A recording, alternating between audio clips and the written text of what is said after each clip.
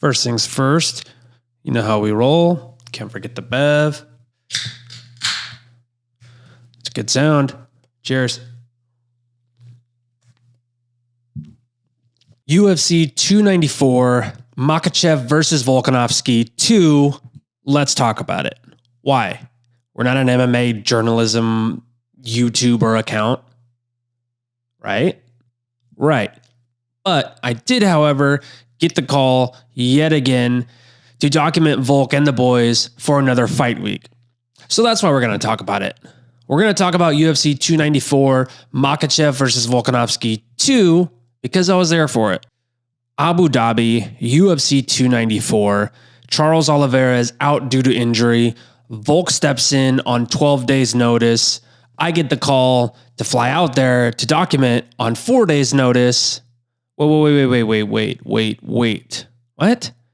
4 days notice? That doesn't even make any sense. How would you even have your cleared schedule for that? Okay, so that's not entirely correct. Volk originally was supposed to be at UFC 294 just watching the event, and I was supposed to be out there with him to document the week and him being at the fight and all that stuff. Well, when he got the call to step in to fight, that obviously changed our timeline. So originally I was supposed to fly out October 18th. I get a call around October 10th saying, hey, can you fly out the 14th? And I got the call before I realized that Volk had stepped in. So I was like, why is this getting moved up? Prior to the October 10th, I hadn't had confirmation that I was actually going out to Abu Dhabi. And so October 10th rolls around and he's like, yo, can you fly out, Sunday, which was in 4 days? I was like, let me move a couple things around. I had already got the call from Ash weeks prior.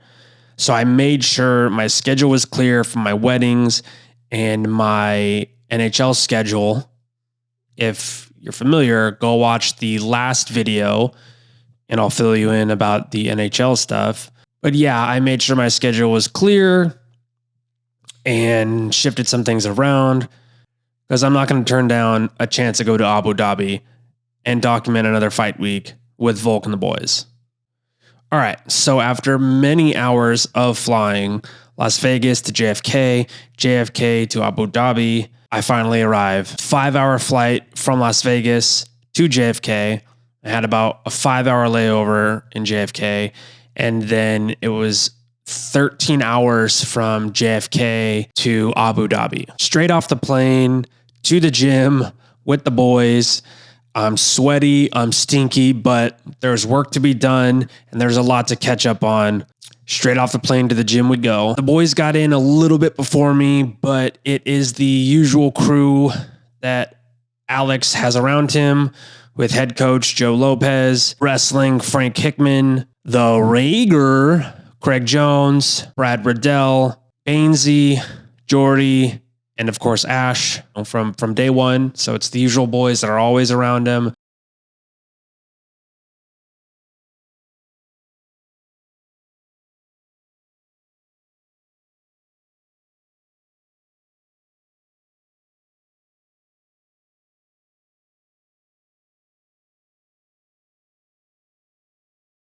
Fight week is pretty rinse and repeat at this point.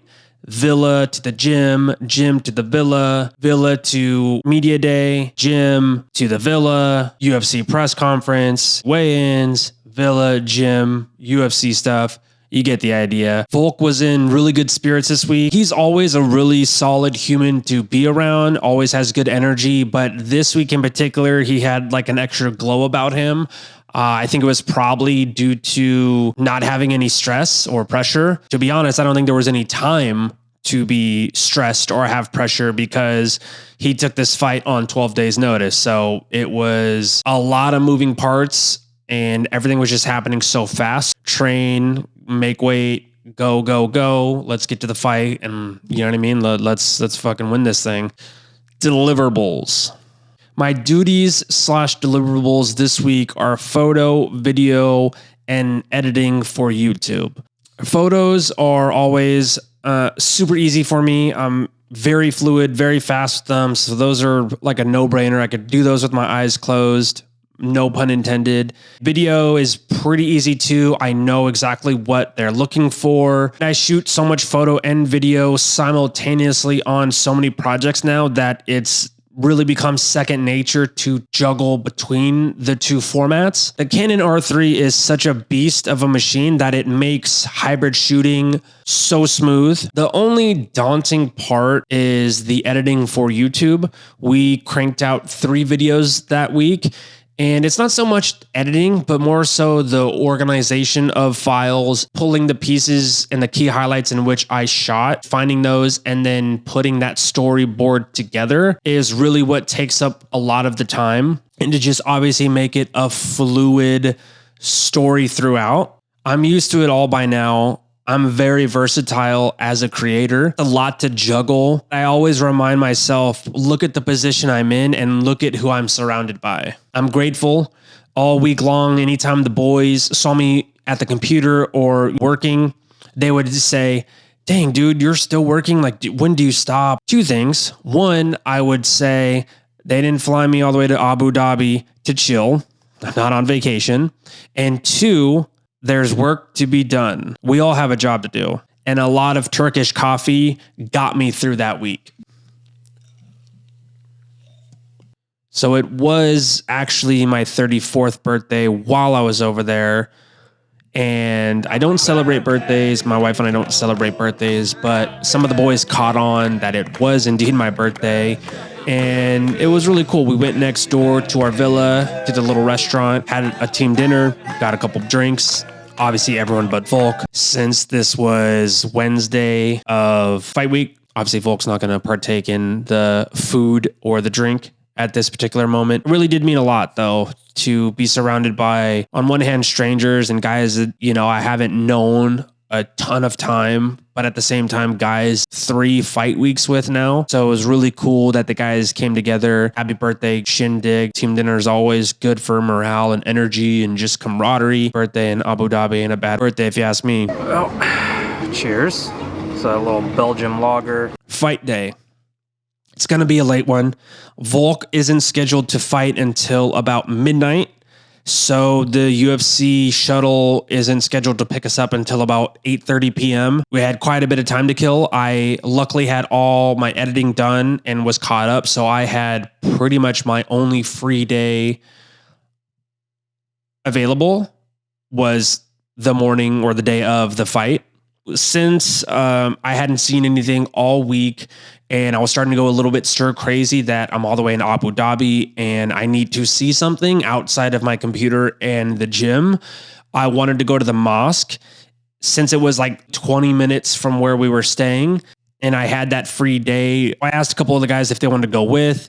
A few of them did at first. And then when it came down to it, since it was mid-afternoon on the fight, they either wanted to take a nap before the fight or they wanted to just go work out. So I said, fuck it. I'm going to go by myself. And I went next door to the mall to grab the garb and the head wrap. I was off. I set out with just myself, some cameras, and I went to the mosque. It was really cool. It was very beautiful and fascinating to see. It looked just like the photos you see online of magical. And I mean, it's obviously not empty because it's a tourist spot, but you can get photos in which it is empty. I got there right as the sun was setting and it was a beautiful sight to see.